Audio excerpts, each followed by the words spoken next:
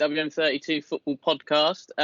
This week we are having a little bit of a twist. So we are going to start a series whereby we interview fans, players, coaches, and anybody else involved in football. Today I'm joined by Charlie Hannam, who is a big Tottenham fan.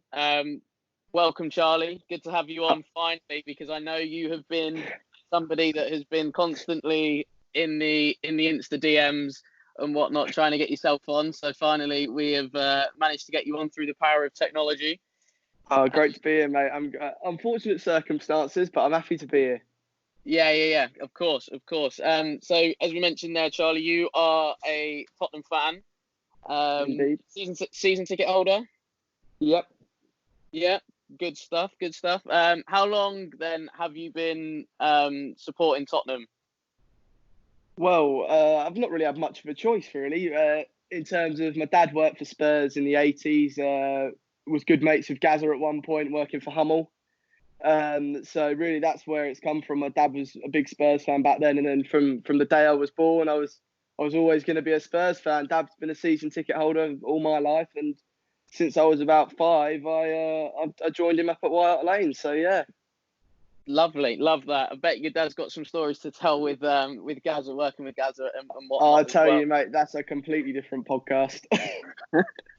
Brilliant. So, Charlie, what we're going to do is we're going to take you back to your first game. Can you remember anything about it? What the game was, scores, anything like that? So talk me through the first game that you went to. So the first game I went to was a pre-season friendly in 2005, and it was Tottenham versus Porto.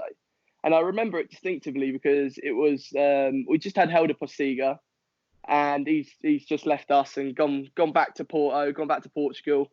And I was obviously very young at the time. I was only 5, so I'm sat there and I'm watching the game in the West Stand with my dad, and West Stand upper. And I remember watching and going, Helder Postiga's just come on for Porto, and I'm thinking, oh, he was playing for us last year, and I couldn't quite understand that he transferred between sides, and that's really my first memory. But I also remember Jermaine Defoe scoring 2 in that game. So yeah, it was a good start. 2-0 win against Porto in 2005. That was my first game. Blimey.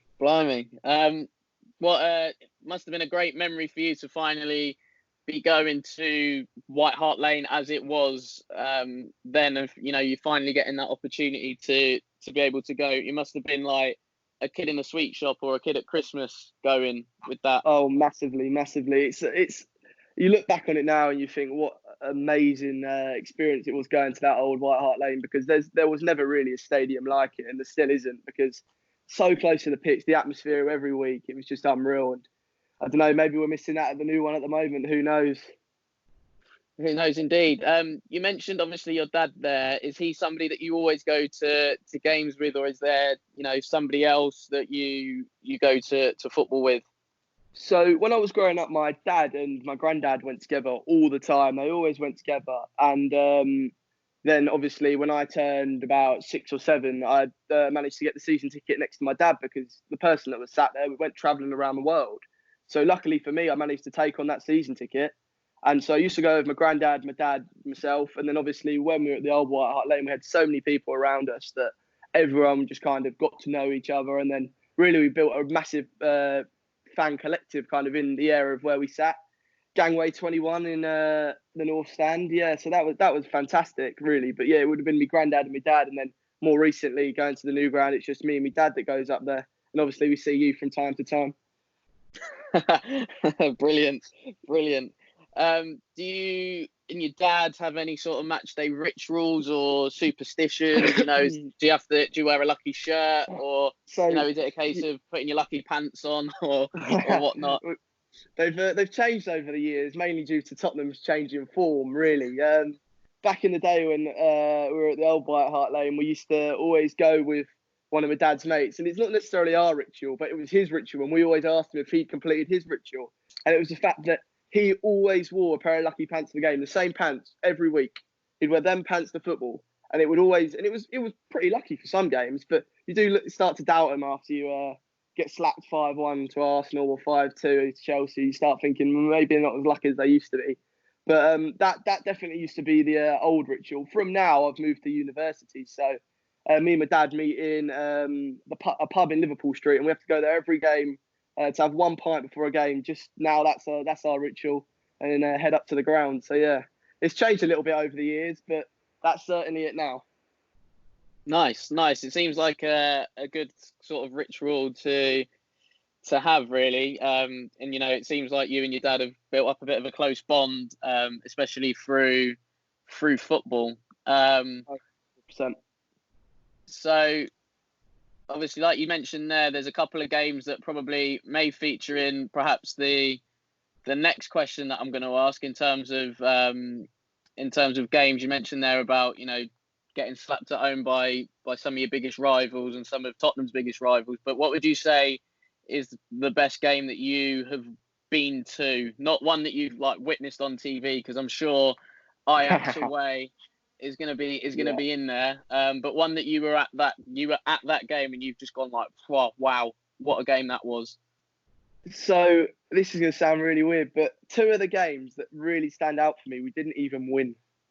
And that's why it's crazy. I think we look back to the year when we were chasing. I think it was the year we were chasing Leicester, or it might be the year after.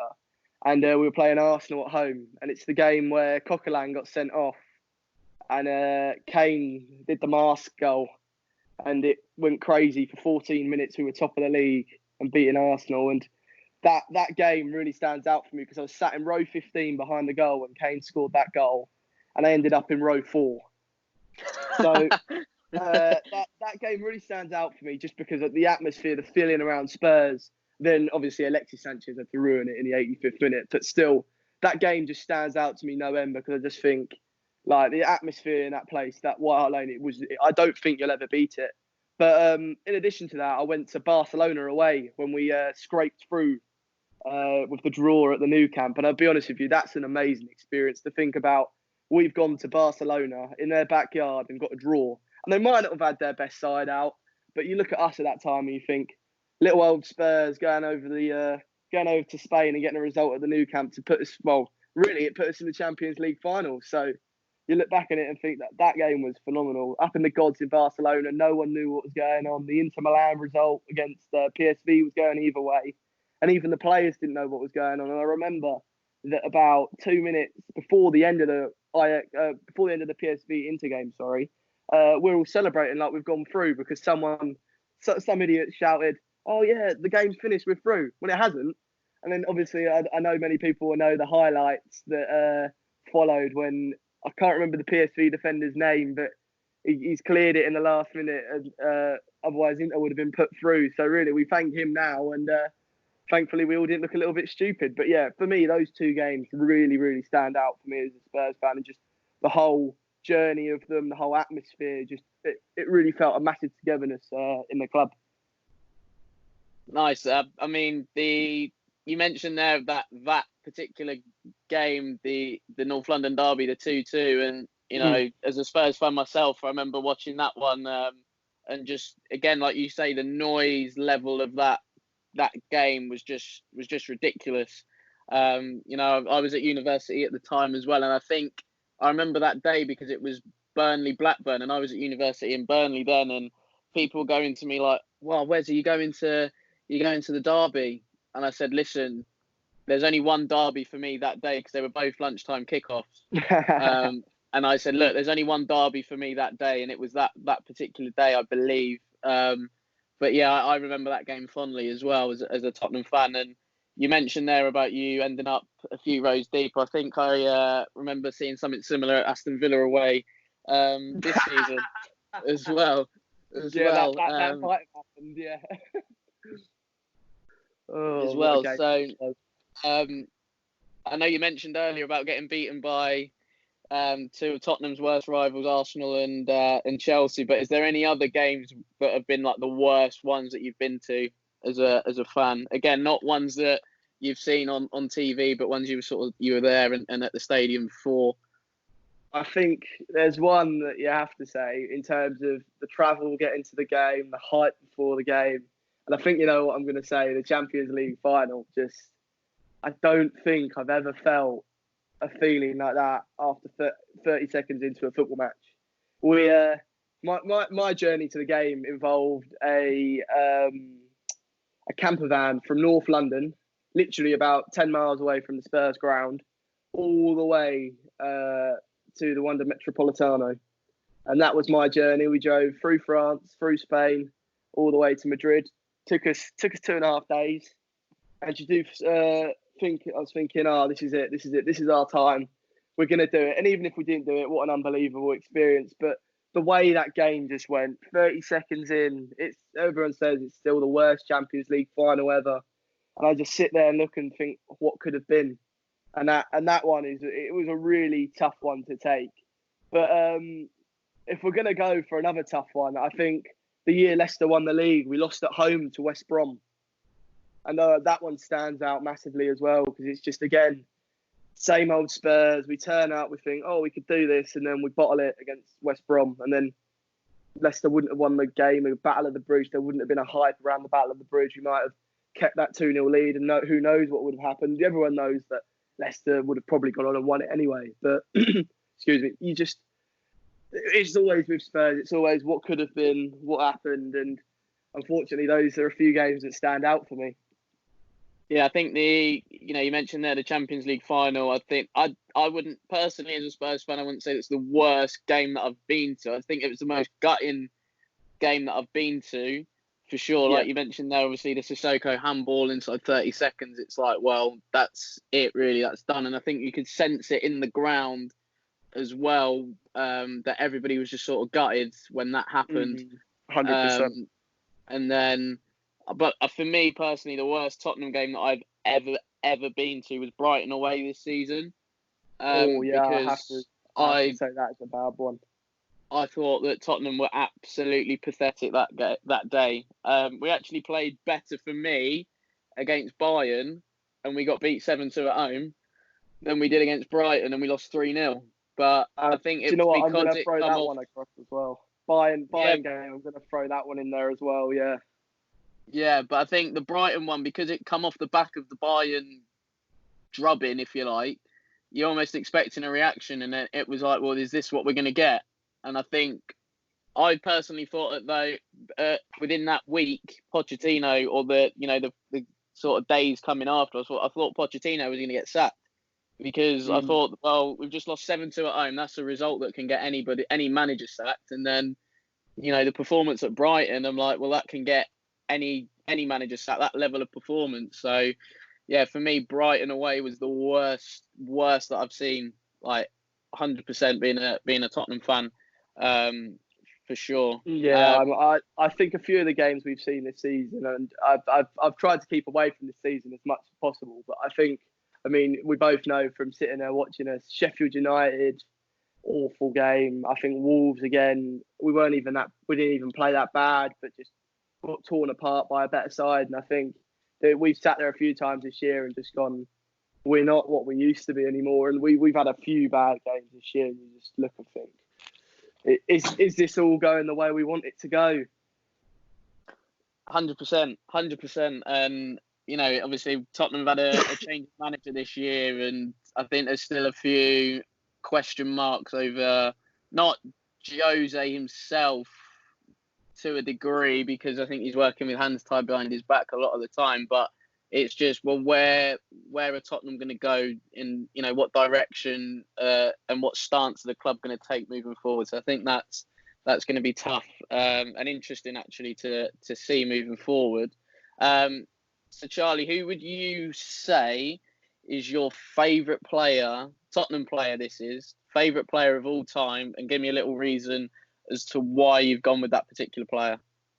So for me, it's going back to the sides when we were first ever in the Champions League, the old Lennon, Crouch, Bale, Modric, Van der Vaart. That side was just unreal. That's the side where I was a youngster watching us thinking, we're actually quite good for once. And for me, he's probably he was only at Spurs for a couple of seasons, but Van der Vaart. And I'd never seen a player play like him. You just watched him. he made football look so easy, and the passion he had for the club from the second he got there, it was the perfect marriage between Tottenham and Rafael van der Vaart. I couldn't. Again, a Levy wonder deal. Was it 8 million on transfer deadline day, and I'm just sitting there thinking, we've just signed a player from Real Madrid. We're going to be amazing, and he didn't disappoint one bit. I think again the way he played against Arsenal, he plays it like Harry Kane does now, and you see Van der Vaart, you think, oh, he's from Holland. He's not going to be too fussed. No, derbies, he got stuck in. He knew what it was about. He knew the club. It was like he was a Spurs fan, and that's what really made me feel like he was my favourite player, and I still say he is. And it's quite funny when we watched the old Legends game they did when they opened the stadium, and like you see all the old players come back, and you just see Van der Vaart, and you think, oh, he's not as good as he used to be. But he's put on a few pounds nowadays. But I tell you what, he's 100% my favourite player of all time. That wand of a left foot, the passion he had, the way he got all the fans going, and even his song, the old Rafa song was just unreal. So it has to be him. Yeah, I wasn't going to ask you to sing the Van der Vaart song, but no, I mean, I think you've given every Spurs fan the love heart eyes when you was going through that particular team. When we, as you mentioned, the first time we got into the Champions League, I think, like I say, you've given every Spurs fan just that, oh, what a team, what moments that we had. So underrated, that side was. Yeah, and I think, Van der Vaart, for me as well as a Spurs fan, was just a joy to watch. I just thought that he gave the club and the team something that we didn't really have. He'd almost been there, done it, got the T-shirt, in terms of playing in big games and everything like that. And like you mentioned there, is he turned up against Arsenal as well, which, for Spurs fans, we used to love it. And I don't know if you noticed this as well, but every time he did score, and this is in any game, he used to usually go to the opposition fans and give them a little shush as well. Yes, yeah, 100%. So, yeah. But yeah, no, I totally agree. Rafa just understood the club. It's just one of those. He got it, and I think he took to us, and we took to him as fans and as a play. So yeah, 100% agree with Van der Vaart for sure. Be interesting to see if he would make your all-time Tottenham team, because I think there would be some good competition in and around the position that he plays in. This might be a difficult one to answer though, this next question, given the state that Tottenham are in at the minute. But who would you say your current favourite player is, and why? I think with this one, it's a very tough one, because again, you look at the side and you think, cool, there's a few players in there which I don't think we should be really keeping. But personally, I think at the moment, in terms of quality wise, you've got to say Harry Kane. Harry Kane's our best player. He oozes class. His finishing's unreal. He's one of the top strikers in the world. But again, as a fan, it's always about the passion he shows, the way he plays. And personally, for me, I play central midfield in football. So for me, it has to be Harry Winks. I think he's just spectacularly underrated. And everyone goes, oh, but he's just another Jordan Henderson. He gets the ball, passes it sideways. But you look at some of his stats and you just see he doesn't just pass it sideways. He's our ball carrier. He is our transition between defence and attack. He really is. And you see him not playing and you just think, what is this Spurs side? We completely miss Moussa Dembele. And he's a player that I think Winks is trying to replicate in a way. And I think give him I know he's 23, I think, at the moment, Winks. And I think give him a few years. He needs to be a bit stronger on the ball. But I do think that Winks can be to solve our problem with Moussa Dembele leaving. And I think you build a team around Harry Winks and give him the players that he needs really to supply to, because him to Son, him to Kane, there's always goals, but we need a little bit more. We need that number 10 like we had when we had Van der Vaart. Ali's just not quite there. I mean, I think Winks needs a massive ball winner next to him in midfield and a tricky number 10. And I think really that's your perfect midfield three. So I'd have to say Harry Winks at the moment. I completely agree with the sense that Harry Winks is underrated. I hear a lot of Spurs fans question his role in the team and go like, what does he do? What does he do? And for me, Harry Winks just keeps the ball. It's as Yep. simple as that. That is his job. That is his role in the team, and it is just to keep the ball. But I know a lot of fans, even in and around where we sit, Charlie. I know a lot of fans that moan if he passes the ball sideways or backwards. But if he hasn't got an option to play forward, I'd rather him do that and just keep the ball. Exactly. So yeah, I do quite like Harry Winks, to be fair. And I think he's almost the player that England have always wanted to produce. But now we've got one, it's like he's a bit disregarded in that respect, because it's like, oh, we've always wondered, why aren't we producing a Xavi type midfield player? And I would class Winks in a similar role or a similar mould of player as a Xavi. I wouldn't say he's like an Iniesta. I'd probably say more of a Xavi and whatnot. And it's like, well, that's, Harry Winks. It's like, oh, right, he's there kind of thing.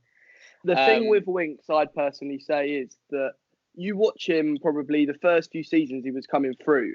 And I think specifically the game when we beat Real Madrid 3-1 at Wembley, the way he played in that game, he was always looking forward. He's always turning out and playing. And I think that's what he needs. I remember the Ali goal, the one when we went 1-0 up. He's switched the ball out to Kieran Trippier. He's got the technique, the technical ability in his locker to play passes like that, but he doesn't have the supply. He doesn't have those runs anymore, darting forward. He doesn't have the players around him to play those passes. And that's why people, I think, at the moment question him and say, well, what's his role in the team? Because he hasn't got the players around him to play the way he can play. Yeah, that could be a good point actually as well. And I think that game that you mentioned there might feature in this next question, but I've got a feeling which particular game will as your most memorable moment as a Spurs fan. If you was to pick maybe one or two, what would you go for? It's a tough one. I'd certainly put the Real Madrid game up there. Obviously, they've come off of it. They're European champions. We've drawn them, and we're thinking, oh, here we go. Like, we've got them in the group. We're thinking, right, well, we'll take second place then, because they're going to finish top.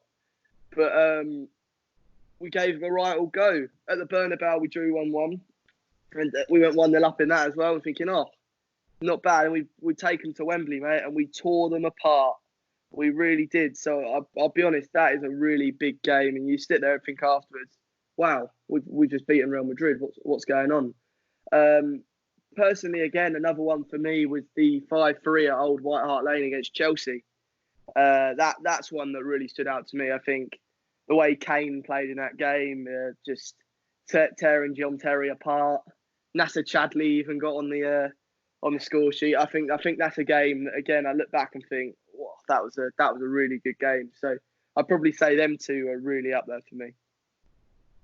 Okay, that's quite interesting because, as we know, as a Tottenham fan, in recent history, there is one game that stands out, and it is Ajax away as well. How close is that game to being in your thoughts as a most memorable moment as a Spurs fan? I think the only reason for me personally it's not up there and top is because, and this is going to sound like a ridiculous reason really, but I was at university. I was in a pub with a few people, not really too many people. I wasn't really surrounded by Spurs fans. I had a university exam the next day, so I was also sitting there thinking, right, well, Spurs are in the Champions League final, and now I've got to go and revise for an exam all night. It's a massively memorable moment. My dad was out in Spain at the time on a stag do, so I wasn't with him. And I think looking back on it, I think as much as it was a memorable moment for Spurs as a club and Tottenham as a collective, personally for me, I think, oh, it's amazing. We've won a Champions League semi-final. We're through. The way we won it, the way Moura scored, you do. And I'll be honest with you, I went as mental as the other person and any other person, absolutely crazy. But again, the memorable moments wise, I think are the ones that you celebrate with the people around you who support Spurs, the people who you've been closest to, always going with. So really, I think the ones where I've gone with my family, with my dad, with my granddad, and we've all been there and witnessed something amazing happen, beats the ones where maybe I've memorable moments when we've kind of won a Champions League semi-final, but I've watched it on the telly and maybe not the best circumstances.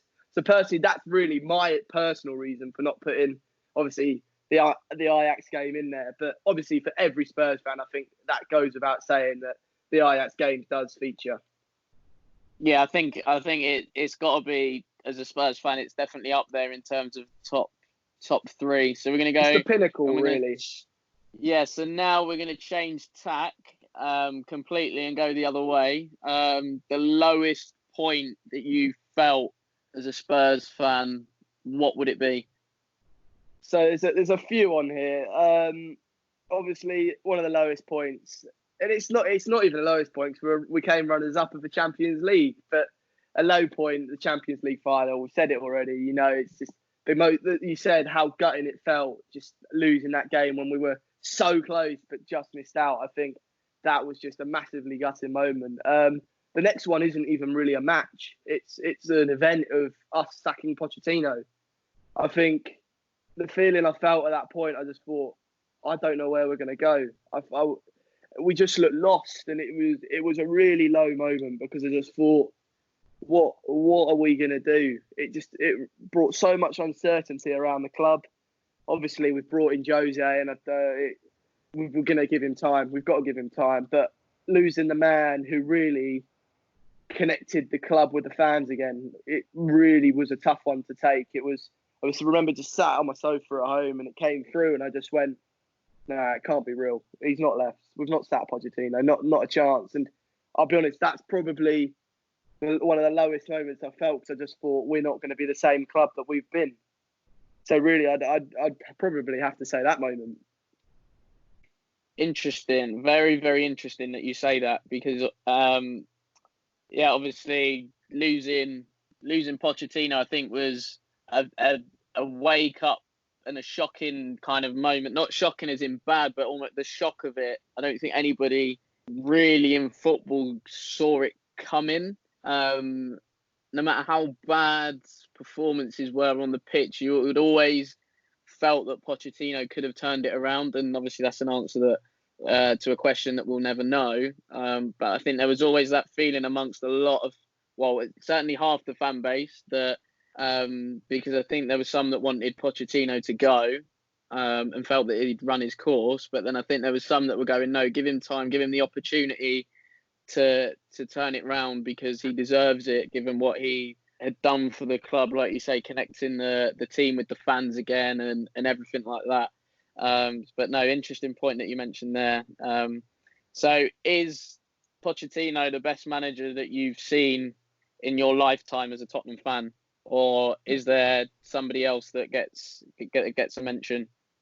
I think there's two managers apart from Poch to get honourable mentions. One day Ramos, because he won us the Carling Cup and we haven't won a trophy since. So really, you've got to give whatever one day was. You've got to give him an honourable mention for getting us there and winning us a cup final and give us the mentality to beat Chelsea, because no other managers managed to do that for us in recent history. So really, you've got to give him that accolade. And I think you've got to say Harry. I think Harry turned it on its head completely. Obviously, taken over from Ramos, and he turned us into the club which we always wanted to be, of being top 4, top 5, always being in and amongst the big boys. And I think really that transitional period of having Harry Redknapp at Tottenham was what set Pochettino up to push on, because obviously we had Tim Sherwood and the little AVB in between, but Harry was just simple manager, just got the team going. He might have been blessed with the players he had, you could argue, but I think the way he just got us to top 4, got us there for the first time, put us in the Champions League, and we actually competed. We weren't just in there to fill up the numbers.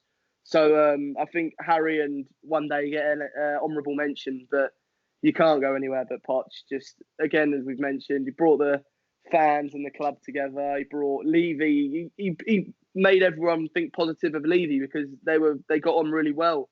And it just, I think Pochettino, when he took over, he really, like if you say, he did struggle in his first season. People say that the first few games we did really struggle. But then you look back and it's the 15-16 season, the 14-15 season, and you just look at it and you think, oh, the pressing we were doing, the way we were playing football, the 1-2 touch play, the Walker down one wing, Rose down the other, and just the way we were playing those years, you just think, I'd do anything to have it back. So really, I think Poch has to be the best manager I've ever seen at Tottenham. Do you know what? I think for me, I can't look past Pochettino in terms of what and where he took the club to and the journey that he went on. I don't think there's anything really whereby I can't look past Pochettino.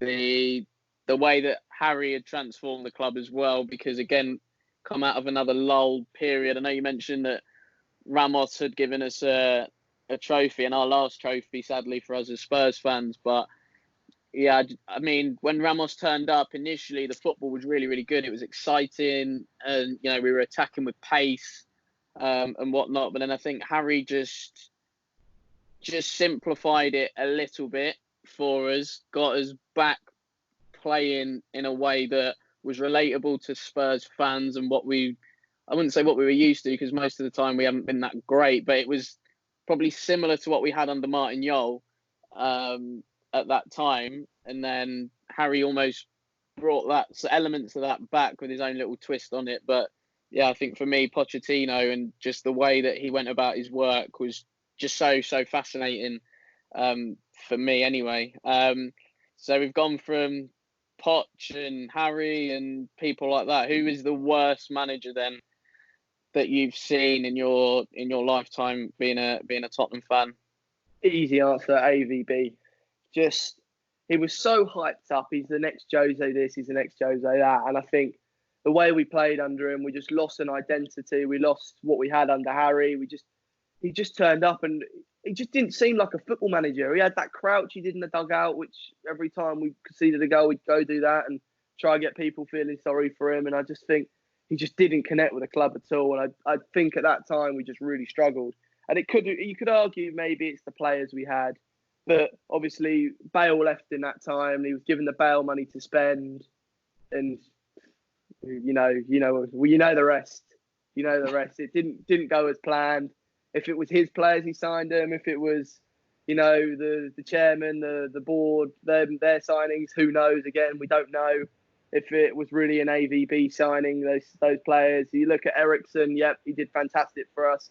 Good signing. Lamella's still very much an open question, because I mean we bought him for 30 mil, most expensive of the 7 we bought, and has he really proved his worth in that time? We'll leave that open to discussion. But I think personally, AVB is to be the worst manager I've seen at Spurs personally. I mean, with AVB, if I look at, you mentioned there the recruitment with AVB, I think for me in his first year that he was there, and he didn't have a director of football, sporting director, whatever you want to call him, that type of figure, I think he recruited really quite wisely if you look at it. Hugo Lloris brought him for 8 million, rising to 12. Vertonghen bought him for 11. Dembele for 15. All right, Clint Dempsey was probably the only question mark, but then Dempsey come up with some vital goals for us. So I think a lot of the time there, if you look at that sort of recruitment, I mean, we've still got Lloris at the moment. We've still got Vertonghen. I know his contract's running down, but Spurs have still got Vertonghen. Dembele was one of the best players for me that I've ever seen grace a Tottenham shirt. Dempsey, like I say, come up with important goals for Spurs. So I think actually, if AVB may have been left to his own devices, our recruitment might have been a bit better. I know there were stories that he wanted Villa and Garay and João Moutinho and whatnot, but I think, maybe, like I say, if he was left to his own devices, then our recruitment would have been better. But again, you can never. It's a question without an answer. But yeah, 100%. For me, I think that AVB time was quite difficult, especially in that second season. It was quite difficult for us as Spurs fans, and obviously Sherwood came in, and yeah. But like I said, I think that was a tough time, because I think what made it worse was the fact that we'd come off of 4 really, really good years under Harry Redknapp, and then it was like, well, we've had a shift in tat almost, and it's like, was this the shift? Kind of, there was a lot of questions, I think, for Spurs fans are going, right, is this what we're going to be expecting moving forward? we can't be having this all the time, everything else that went with it. So yeah, definitely a difficult time for us as Spurs fans. I agree. Excluding White Hart Lane and the Tottenham Hotspur Stadium, what would you say has been your favourite ground that you've been to? So I've been to a few grounds over the years. Obviously, Champions League final, Barcelona. Been to King Power. And I think you argue the King Power is a rocking stadium. The old clappers they have going and everything. It's a good atmosphere. But again, I have to say the Nou Camp. It's a completely different stadium to anything in the world. It's very much aged now. I think as they're building the new Camp Nou, as they call it. So yeah, I think it has to be the Nou Camp. It's just the size of that place is unreal, and unfortunately, you've got a lot of people going there just because it is what it is. It's a tourist kind of attraction, and maybe that takes away the edge of it for Barcelona fans because obviously they're there to watch their team, but you've got a bunch of tourists watching as well. However, I just think the sheer scale of the ground, how big it is. There's obviously only a roof on part of it, so it's all open, and obviously it might not keep the atmosphere as well. But that stadium really stands out for me because it's just unrivaled. There's no stadium like that I've personally been to in the world, so I'd have to say that. I mean, I could think of worse places to say. Turf Moor, mate. What about that? Oh, listen. For me, Turf is a place that holds something in a special place for me. It's an old school ground as well, and in this day and age of new modern stadia, it's just got that little something extra. I don't know if it's because I have an emotional attachment to Burnley as a town and the stadium itself, but it's just got that something a little bit different. Wooden seats in the away end probably doesn't help either. But yeah, what would you say then is you've been to a game and you're going, "Oh, I'm glad I got out of that place. It's an absolute dive of a place." So which is your least favourite ground that you've been to? I'd have to put St Mary's up there. In terms of the ground's not horrible. It's not the worst ground in the world. There's always a decent little atmosphere in the away end. I've been there a few times to Spurs v Southampton, but you get out the place and you just want to get home, mate. It's not the nicest area, and I know we can't say that much about Tottenham, but I tell you what, I've been to St Mary's a few times, and I just that one really does stand out for me. To be fair, mate. Interesting, because again, like that one is in terms of football stadia, it's fairly new, quite a few years old, but still fairly new. But yeah, like I say, an interesting one. It's actually one of the grounds that I haven't been to as of yet. But I'm pretty sure I'll be looking to go there at some point. I know this season is looking like it could end up being a write-off, given the circumstances and what's going on in the world. Well, for us, fingers crossed.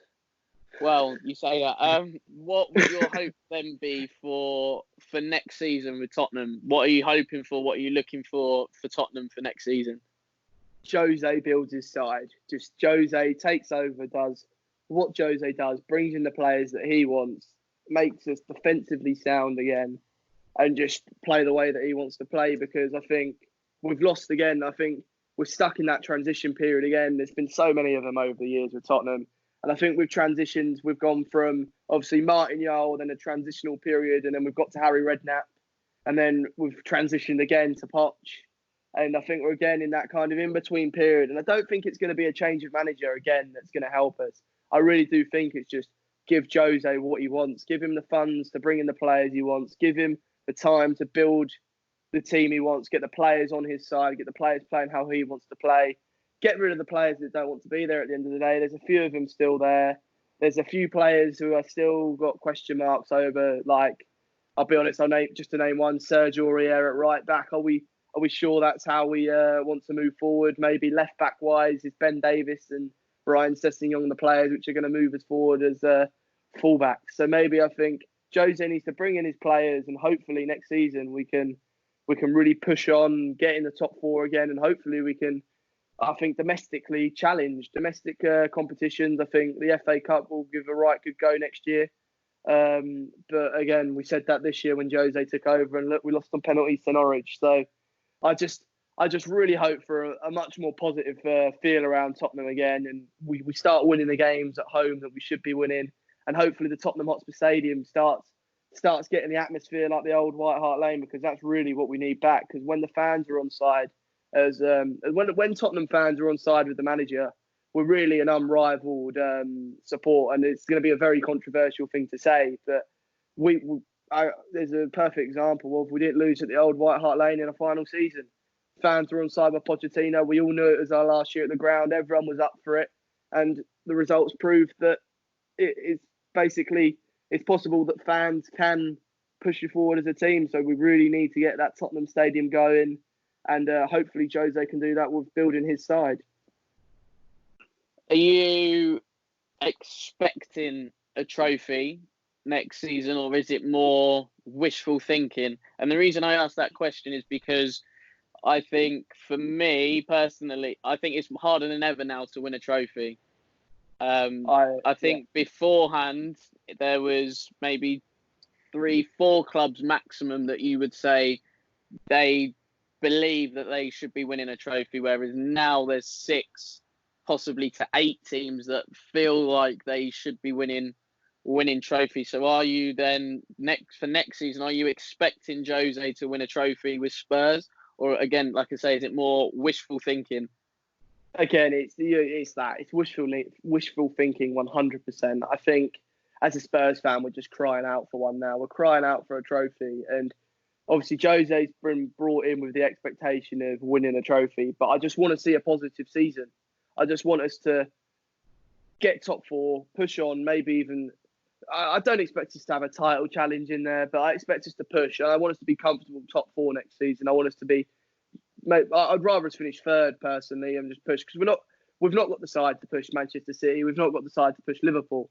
So I think 100% I want us to push on and claim that top 4 spot comfortably. Again, a nice little trip to Wembley wouldn't go amiss, but it's again wishful thinking. I think you do look at it now, and as you said, 6 or 8 teams.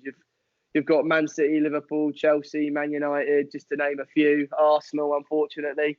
And even you've got the likes of Wolves, Leicester, even Sheffield United, all pushing through, thinking, "Oh, this is our time. We could do it." And you could almost say this is their golden era for maybe not Leicester, because obviously they won the Premier League, but Wolves and Sheffield United, 100%. You could say this is their time. With their sides are the best they're going to be for years, so they're going to have a right old go at it. So I think it's very much wishful thinking, mate. I'd love us to win a trophy. I'd love us to be that side again that's finally won a trophy, and all the banter FC can stop. But it's very much wishful thinking. But who knows? Who knows, mate? Who knows what Jose can do?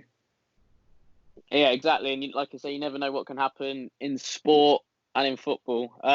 Charlie, thank you ever so much for your time and answering those questions for me. Thank you for having me, mate. Unbelievable memories, and you've jogged my memory as well, being a Spurs fan on certain things as well. So guys, that is it. That is us done for today. Don't forget, you can listen to us follow us on Spotify. Also, feel free to like, comment, and subscribe to the YouTube channel as well. Both are at WM32 Football as well. And we hope to see you all again very, very soon. Cheers. Thank you.